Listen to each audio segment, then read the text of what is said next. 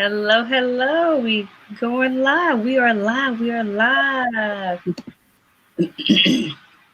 So I'm going to put this on my Facebook so I can see it as well. Welcome in as we wait for people to join. Let's see here.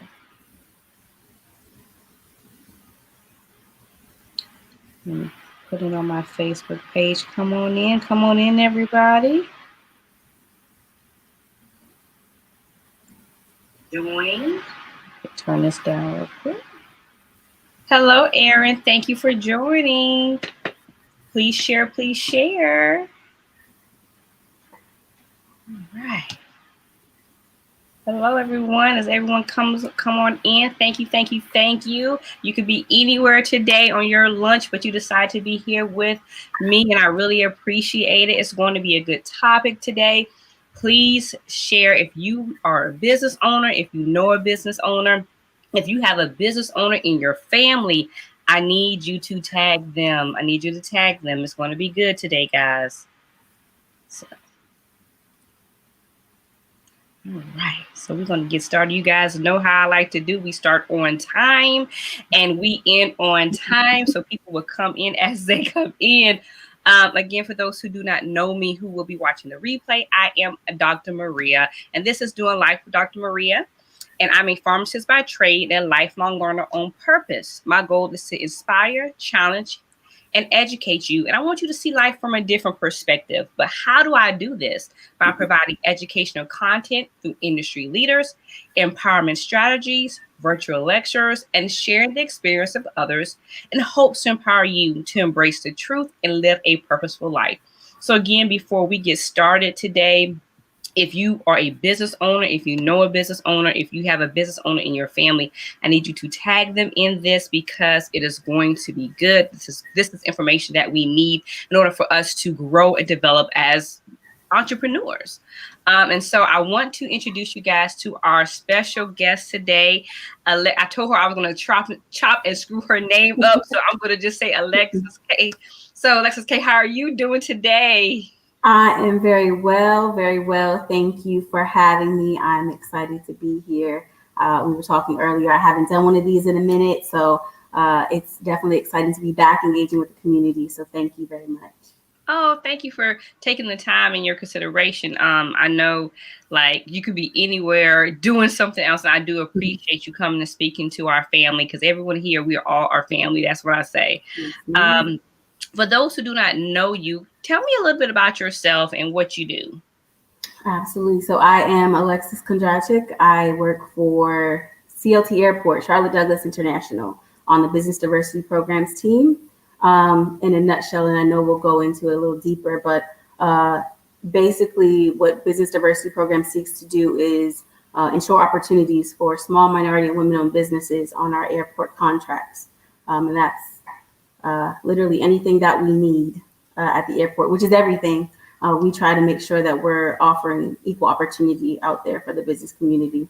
I've been with the airport now going on 3 years. I've always worked in local government, and if you know anything about the city of Charlotte, aviation and the airport is a city department. It's a department of the city. But I came from Mecklenburg County government and decided I wanted to explore the diversity and inclusion space from a more economic lens. And so this really worked out for me, and I love it. I plan to be around for a long time, so I'm looking forward to answering any and all questions anyone may have about what we do out at CLT.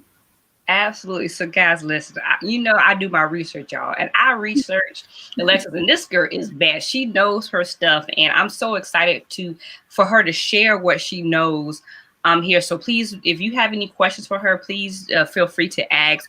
And one thing you guys know, I already have my notebook here. I always take notes as we go.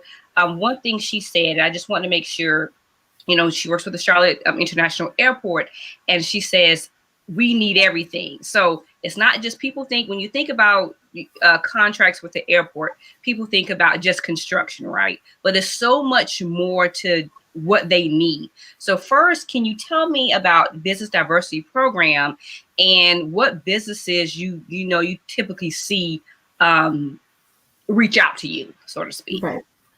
So business diversity programs, we house two main, well, really three main programs. And so because we are a city department, that's Charlotte Business Inclusion, we are responsible for administering that, which applies to all locally funded projects. So that is anything that is not where we do not use federal funds. We have to subscribe to the Charlotte Business Inclusion Program, which is small minority women-owned businesses. And then the other side of that is our federal funded projects we have to utilize two different programs because we are an airport. There's an airport specific program that's called the Airport Concessions Disadvantaged Business Enterprise Program, which is ACDBE for short, if that's even short. And then the DBE program, Disadvantaged Business Enterprise Program, which falls for anything else outside of concessions. So construction, our runway improvements, rehabilitations, things like that. Some terminal improvements. I want to make a note here that the ACDBE, when I say concession, a lot of people think food and beverage or retail inside the terminal, but that's also the rental car deck. The rental car facility is an airport concession. The cleaning of that concession, or airport marketing is a concession. So it's not just the gift shops and the food, beverage, but the TVs and the marketing materials that you see, that is considered a concession. And so those are the three main ones. And they all seek to essentially do the same thing. They just have different funding streams. So there are different certifications that go with different certification programs. So if you're looking to do work on a federally funded project, you need that federal certification. If you are looking to do a work on a locally funded project, you'll have to have the Charlotte Business Inclusion certifications. Okay. And so with that being said, so you said a lot in the mouthful. So some projects are federal and some are through the state. So with those federal programs, does that also mean that people from other states can actually apply to do those Yes. projects? Okay. Yes. So the DBE and ACDBE are not restricted to the local area where the Charlotte Business Inclusion is. So Charlotte Business Inclusion certifications are limited to Mecklenburg County and the 12 other counties immediately surrounding it. They call it the Charlotte Statistical Area. And so to do work, and you do not have to be certified to do work on any project with the city. I make that disclaimer. However, if you want to take advantage of the benefits of certification, you do have to be located in that Charlotte statistical area to help better compete for projects that are locally funded. Wait, that's good. Wait, let's back up for a second. So you don't necessarily have to be certified, but it's highly recommended in order for you to compete with people who are actually initially certified.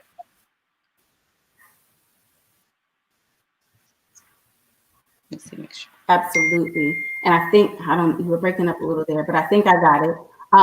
And so, yes. So when I say take advantage of the benefits of certification, and I'll just use an example. So we recently had a project that went out for bid at the airport for some airport renovations. It is a locally funded project. We will not be using any federal dollars. And so we set a Charlotte Business Inclusion goal.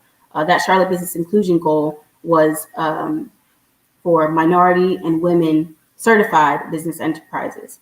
What that means is that if a project is, and this is not the case for this project, so don't quote me on it, but if a project is $100,000 and I set a 10% minority goal on it, 10% of that project has to go to minority businesses. And it is not enough that you look at me or I look at you and we say, oh, we're minority business owners. Absolutely not. You have to be certified. And I think that's where the disconnect is sometimes. You walk into a room, I'm a minority business. Yeah, but there's a process. And that's how we keep things in order. And so when you get that certification, then you qualify to meet that goal. And that is not to say that if you are not certified, you won't get the opportunity. However, if I'm a large construction firm and someone is telling me that I have to put 10% of this project to a minority business, that means at the very least 90% of the project total is for me. And if I'm a business owner, right, and if we're all business owners on this call, and I have to give a piece of it away,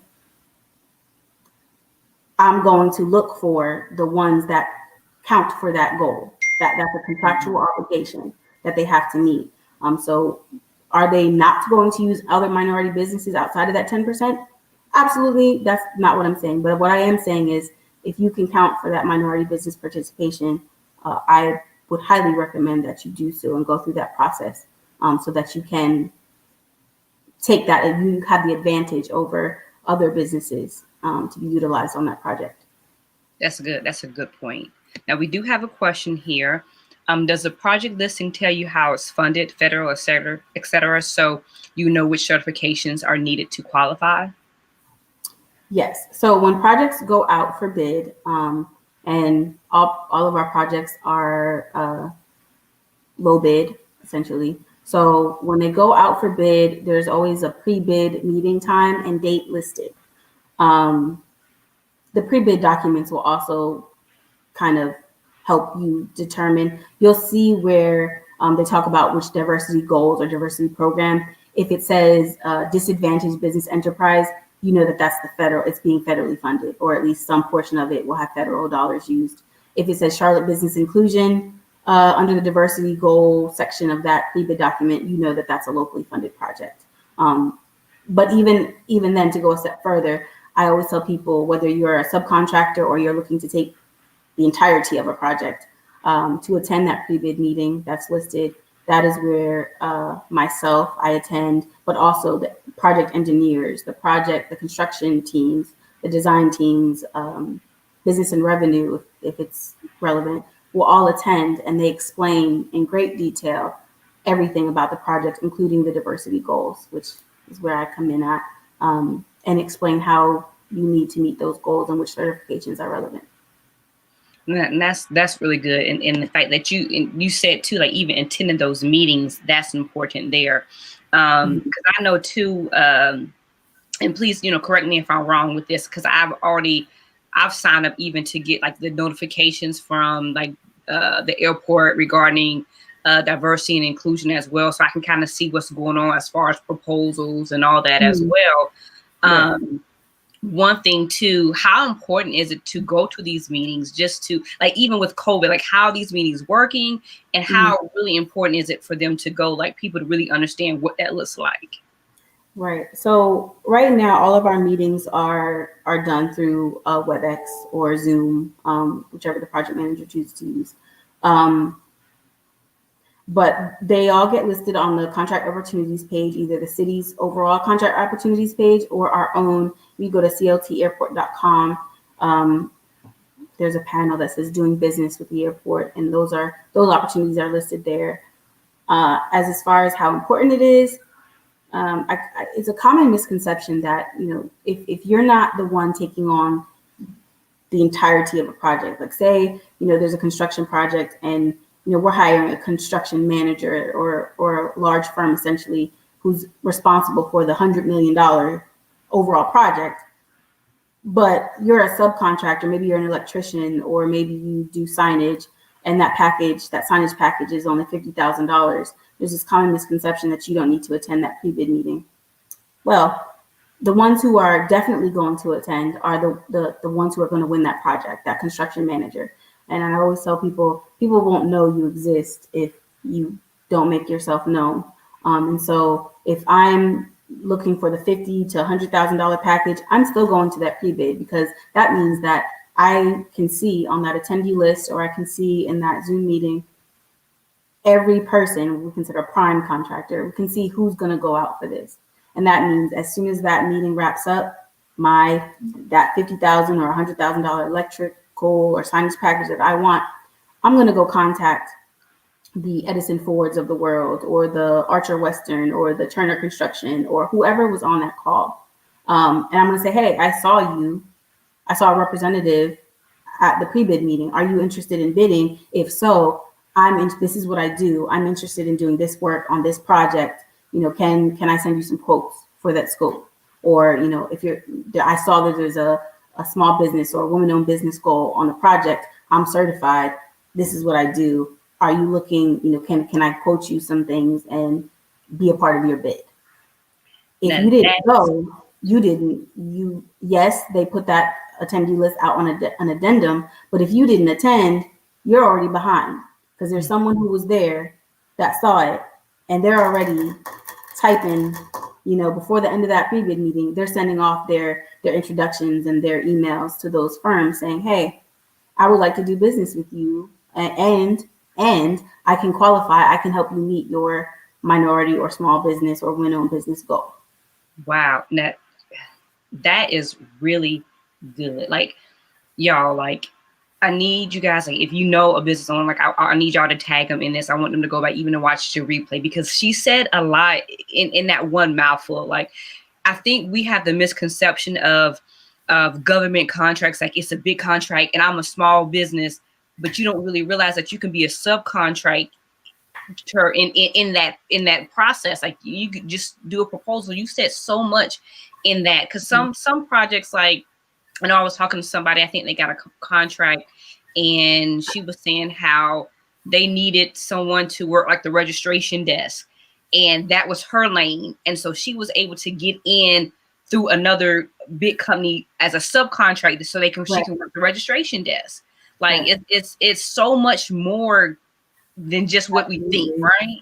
Absolutely. Yeah. I mean, these big projects, on the big projects, I'm trying to think, things that people don't normally think of, printing materials, copies, faxes, back office support, pens, marketing materials, t-shirts,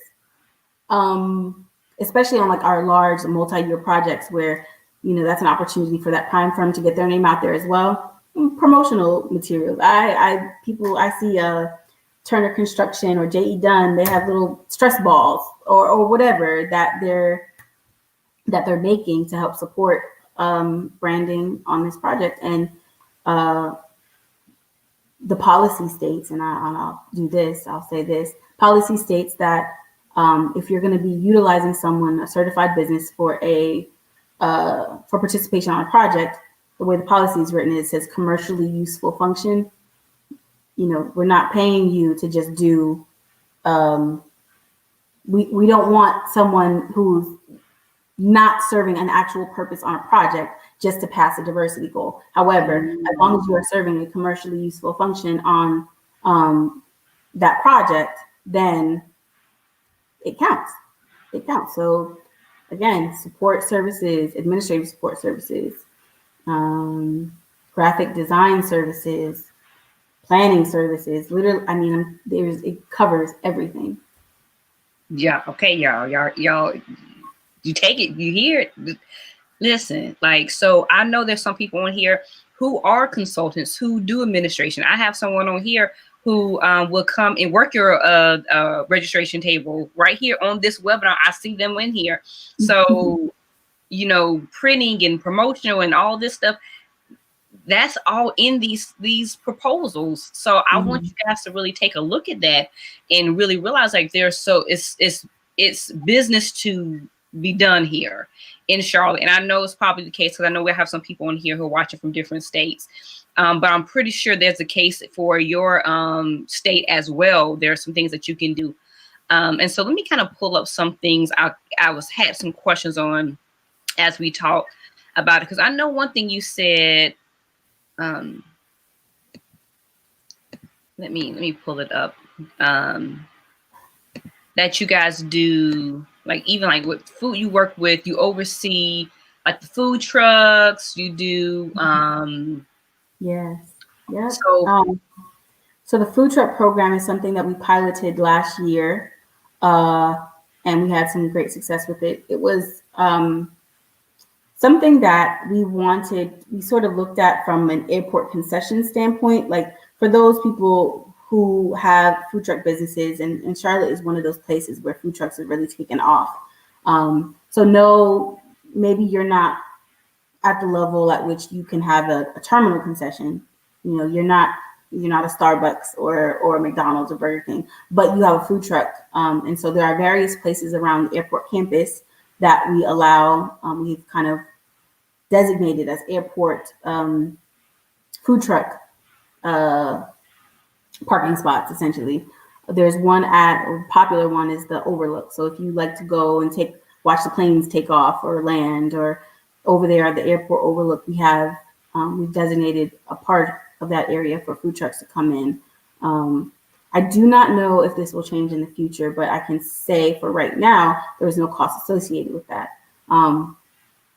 It's not a revenue generating opportunity for us. It is truly an opportunity for food truck owners to come out and use as an interesting location to have a food truck. We also allow food trucks not food trucks, it's a schedule. So you have to get on the schedule, but you can't just go there and park. But at the Uber and Lyft a lot. So that's always packed. And, you know, if you know an Uber or Lyft driver who serves the airport, you know that they don't have time. They're getting calls back to back to back. And so they don't have time to go somewhere for food. So they are utilizing those food trucks essentially as their sole means of lunch or dinner during their work hours. We also have one parked over at the old terminal location, which serves a lot of Delta Airport employees who are in that old building, and one at the control tower, which there's a lot of employees inside of there that are not trying to leave the airport campus and come back on their lunch, so they utilize the food truck location there as well. And that's good. Now, how would someone like a food truck go to get in contact or get on that list? How does that work? So I want to say for right now, because it is seasonal, a lot of people don't come out when it starts getting cold. And so I think we have some off months, and it may be during the off months. Now, I'm not certain if we've stopped it, but you can contact anyone in our team. And I know my information as well as the rest of the team's information you'll probably disseminate that to everyone. So you can contact anyone, but her name is Liz Erhartic. She is the food truck coordinator on our team, and she manages the schedule and permitting and making sure that you have all of the necessary requirements to be on airport property to do that. But essentially, once you're cleared, she works with the food truck owner to get you scheduled. And it's sort of, or at least as it is now, because we're still getting into our first full year of doing it, sort of what works for you, how often can you come realistically, with your other requirements or your other scheduling conflicts, what have you. But you get on the calendar, and as long as you're consistent and you meet your appointments, what we can't have is to have people rely on food trucks and then you're not consistent or you're not showing up. That may be Delta Airlines may have told a whole new orientation class that they're going to have a food truck out here, and then there's none. We can't have that happen. But as long as you're consistent, it seems to work out pretty well for everyone. It's mutually beneficial. We provide food options, and you guys are getting some business. So, wow, and that's good, guys. So for those who know somebody who owns a food truck, I think that is really good, because I know there are a lot of food trucks out here now. And I know that there are people who are even interested in starting a food truck. So I thought that was really cool that when I even saw the presentation that you guys offer that service as well. So we do have a question, and it says, it kind of going back with being like a subcontractor or getting in with somebody else's proposal. So she said, is this just with the airport, or is it with government contracts altogether, where you can kind of go in, if there's a piece of a marketing piece or a different piece where you can put your bid, your proposal in as well? So I won't get into, the short answer is yes, it's government contracts altogether. However, each municipality, each city government, our policy at Charlotte Business Inclusion isn't the exact same as the Mecklenburg County Small Business Initiatives. There's a lot that goes into it, and I won't even go down that rabbit hole of why. But the short of it is yes, especially for federal projects, there's always going to be some type of small business or minority business, women-owned business initiative. For the city of Charlotte, we're just one department of the city. This program applies to contracts across the board with any city department. So Charlotte Water, CATS, the bus system, general services, engineering, property management, human resources. I think they let out a project for office supplies. Any department that needs something, they do have to comply with the Charlotte Business Inclusion Program. And so part of the policy will tell you that our job as CBI administrators or liaisons is to essentially take apart large packages and make them more economically feasible for small businesses or minority businesses, women-owned businesses. And so my portfolio right now is mainly development, construction, engineering, architecture. So I normally speak to that, but it's services, it's goods and commodities as well. But so essentially my day-to-day, if I'm looking at a large construction project and that's Terminal Lobby is our largest project. It's over $500 million project.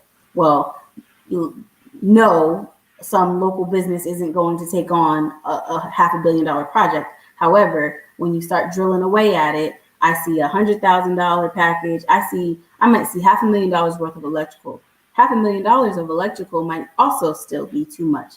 Let's break that down to electrical package A, electrical package B, electrical package C, and see, because it all adds up to meet a goal. But it may be, you might be putting tile down from this pillar to this pillar, and someone else might be doing from the next pillar to the next pillar. However, we can work through it to make it economically feasible for everyone, because what we don't want to do is drive up cost for the airport. We don't want to drive up cost too high. However, we do want to make sure that we are balancing the operational needs and the budgetary needs of the airport with our commitment and who we advocate for in the business community. And so we do try to drill away at those packages to make them easier for the business community to take on.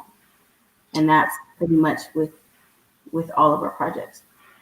That's really good. Now, one thing, so we have a question. So we need to get certified through the Charlotte Business Inclusion. Yes.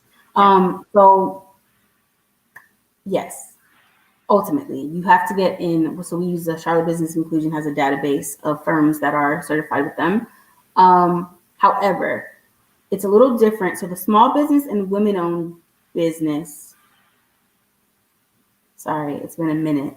So the small business enterprise certification is strictly through the city of Charlotte. If you meet the SBA, I think it's the SBA standard for small business, you can get certified through the Charlotte Business Inclusion Office. The minority business and women-owned business, we actually have a reciprocal agreement with the state certification. So you would actually get your minority business or women-owned business enterprise certification from the Hub office, NC Hub.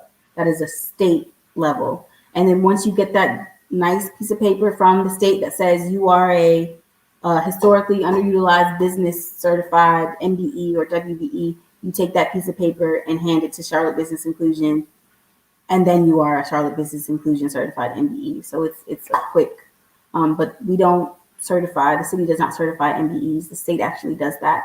And then we have a reciprocal agreement with them. Okay, good. So that's a good point too. And that was a good question. And so with that being said, kind of like tell us, because I know we were talking before, like some of the goals of the Charlotte Airport and what you like to see. Is it something that you can tell us as small business owners, like, I guess not necessarily words of encouragement, but kind of give us some insight, if you will, of what it's looking like for my minority-owned businesses right now? If I had to keep it concise, because I can talk about this for the rest of today, it was to be present. Be consistent. I don't know many people who have won contracts or have gotten on contracts their first time, maybe not even the second time. But as you bid more as you are more consistent and you try. The biggest thing may be in pricing, but you don't learn if your pricing is off or even competitive if you aren't continually bidding. I see a lot of people say, oh, well, I didn't get it because, I was outpriced by somebody. Yeah, that's true. But did you ask for a feedback session? Did you get a follow-up?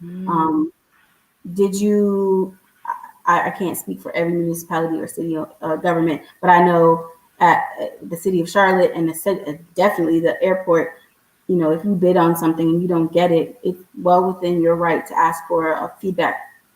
You can write in, hey, can I have a follow-up session? What, my proposal, what was wrong with it? What was great about it? What can I do differently? And so people don't do it. Like even ask for feedback. That's good. Right. Ask for feedback. Partner. And this is really the big one. I take it back. Be present is all great, but partner. That is that really, if I had to say anything, is partner. Because when I'm talking about economically feasible packages, well, economically feasible might only get down to $100,000, and I don't know about anyone else. $100,000 is still too much.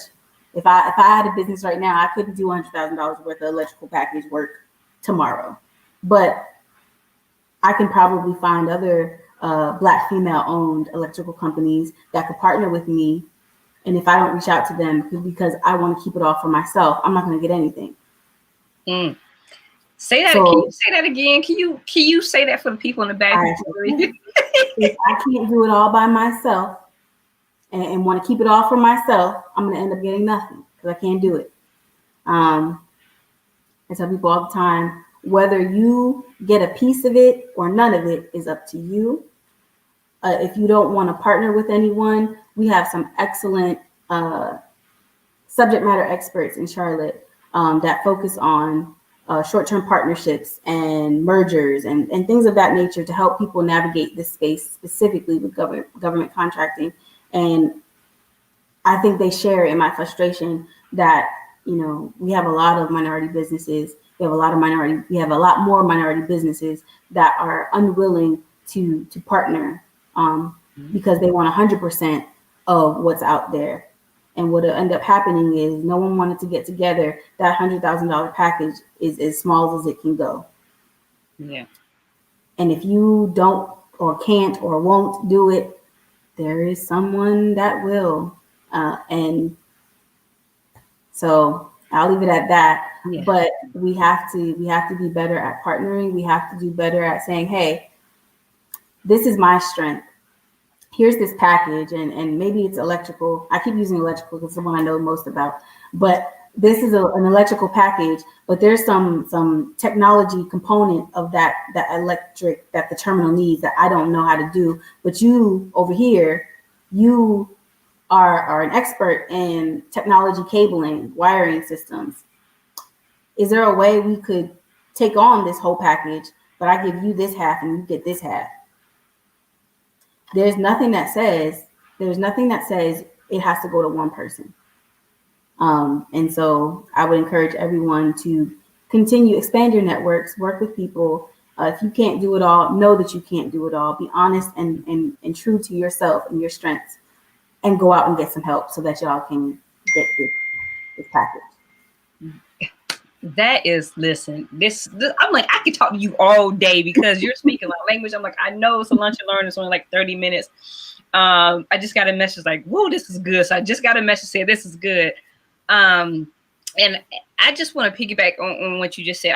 I just had a conversation with somebody the other day who potentially lost out on a big contract because she wanted her name on it. And I said, but okay, you wanted your name on it, but either you're going to get a piece of that or now you went with somebody else. Like I was like, walk me through your thought process. And I think like that's one thing that we have to bridge the gap with. And, and I pray that I can do my part to have like lunch and learns like these to show people it's okay to partner with people on different adventures or proposals, to help, yourself and to help, your employees. And Right. it's not just about getting it all for yourself. So Exactly. I just had this conversation the other day. So, I mean, like this, we could talk for hours, but Yes. you gave us some really, really good tips. And I'm going to ask you already, eventually I would like you to come back, and really, talk to us again and about diversity and inclusion with the airport. So I'm just already going to welcome you back. We'll figure out a date and time. Absolutely. Because I think this is so important. Like I want us to get it, guys. And I want you guys to tell somebody else that, we want to help your business grow, however it may look. We're in the business of helping you grow. And if you can get what you need to get so you can grow, so you can feed your family and help feed some other families, then we all going to be in a better position. Okay. And our passion here, even on Doing Life with Dr. Maria, is to see life from a different perspective. There are so many different people that I've met along the journey who have done government proposals, who have done bids, and just even meeting you. I met you through someone else. Like they were like, reach out to her, and you were so nice enough to speak with me, and I appreciate it. But just networking to meet other people. So for those people who, say, Maria, I want to know more, I want to really get in touch with the business diversity programs with the Charlotte International Airport, how will they reach you? I'm gonna try to put the slide up as well, but if you want to kind of say how to reach you guys as well. The best way is to shoot me an email. My work email is alexis.kondratyk@cltairport.com. And I know I think my name is showing up here, but it's just Alexis my last name @cltairport.com. Okay. And I'll put that up for everyone to see as well. I'm gonna just give you a couple of minutes to see that. So that's the best way to reach her, guys. And so, I mean, she reached out to me. She was very like, listen, I just went into your inbox and asked you a question, and you really came and you said, hey, what do you need? How can I help you? So I do appreciate it. So guys, if you can see her email up here as well. If you are thinking about like food trucks, I know she said that they are going on hiatus for a minute, but her email is up here as well. So, again, thank you for joining us today. Again, I would love for you to come back and so we can dig a little bit deeper for those people who want to know more as well. And before I go, I have one more question. I see your question. I'm so sorry I missed it. So I want to make sure we answer it before we leave. So it says, do you find opportunities for consulting in the network space? Kind of consulting in the networking space. Kind of walk us through it. Are you saying, is it good to find partnerships in the network space? Can you explain that a little bit? I don't know. Alexis, do you? I'll just say this, and the short answer is yes, there's opportunities for consulting in all space. Because